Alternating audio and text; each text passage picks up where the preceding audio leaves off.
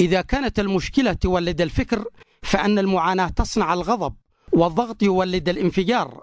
هذا هو الأسبوع الرابع على التوالي يواصل أهالي مديرية مرخة السفلاء اعتصاماتهم السلمية ومسيراتهم الأسبوعية احتجاجا على نقص الخدمات الأساسية. الرحمن الرحيم، نحن للأسبوع الرابع بنطالب بإصلاح طريق الحجر خوره وبربط الكهرباء مرخة السفلاء خوره بكهرباء العاصمة المحافظة، وقد تم صرف لنا وعود من 2011 ل 2012 ل 2013.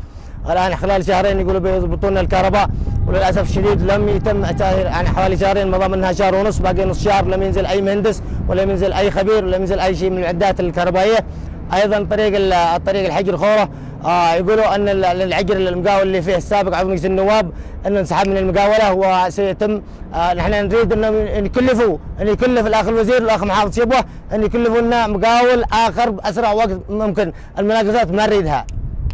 المعاناة اليومية التي يكابدها الأهالي في هذه المديرية هي من دفعتهم للانتقال إلى مدينة عتق عاصمة المحافظة والإصرار على مواصلة الاعتصام أمام مبنى السلطة المحلية لمطالبة المسؤولين فيها الإيفاء بالوعود وتنفيذ الالتزامات التي تعهدوا بها.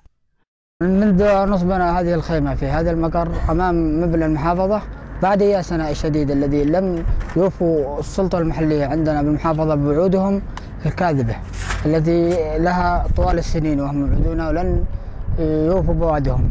ولأكد لهم هنا أن احنا سلميون وأن باقيون هنا حتى تنفذ جميع مطالبنا، وهي كهرباء مرخة خوره وطريق الحجر خوره وطريق واسط البيضاء وطريق ذيسر الهجير، وهي مطالب مشروعة.